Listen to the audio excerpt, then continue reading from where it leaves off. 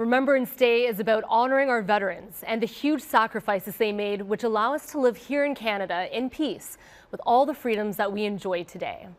Joining us in studio, we are lucky enough to have one of those Canadian veterans, Gordon Precious, who served with the Royal Canadian Air Force during World War II. Gordon, thank you so much for being with us today. My pleasure. All right, so I want to ask you about your story. Tell us more about serving in World War II. How old were you when you joined, and what got you involved in the war effort? How did that all begin? Well, I was in my teens when the war sadly broke out. When I became 19 years of age, I volunteered to join the military, and since I had, ever since I was a teenager, had been interested in being a pilot, and so I joined the RCAF, the Royal Canadian Air Force, in 1943. My first station in the RCAF was right in at the exhibition place in Toronto. They had barracks there with, I don't know how many thousand of us recruits were there. And then from there, I was sent to Lachine, Quebec, which is just outside of Montreal. And I had a few months of training there. I will always recall every morning we'd awaken to bugle calls through the barracks, and would all jump out and get our clothes on and get out on what we called the tarmac. You were 19 years old. Yeah. And you're now 101 years old, which is incredible.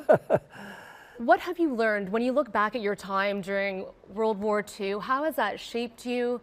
How has that impacted you as a person? Going back even farther to the 1914-1918 war, everybody my age and my parents hoped that that was the end of wars, and how wrong, unfortunately, we were. It was certainly sad to see another war come by, and as I say, halfway through the war, I joined the Air Force and became a pilot, and I went to a training school near London, Ontario, and I recall there were 196 of us in the course. It was a one-year course, and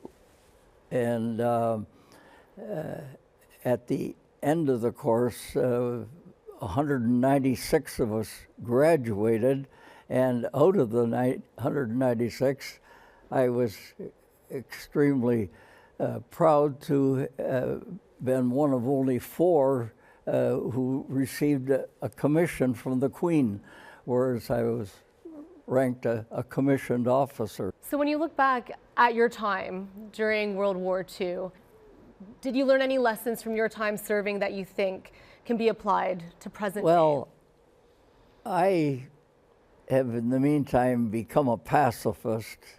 I appreciate the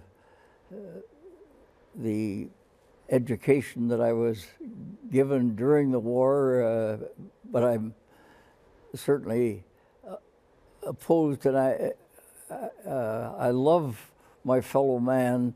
It doesn't matter what color, race, religion he is. I truly have a great respect for all mankind, and I think it's just pitiful that there's this fighting going on.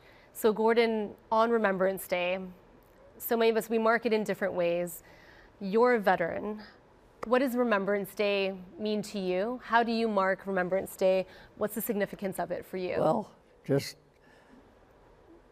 thank goodness that that war is over, and my whole wish is for there to be peace throughout the world, for us to respect all of our fellow world citizens. And it's so important for all of us to respect and love our fellow man, woman, and child.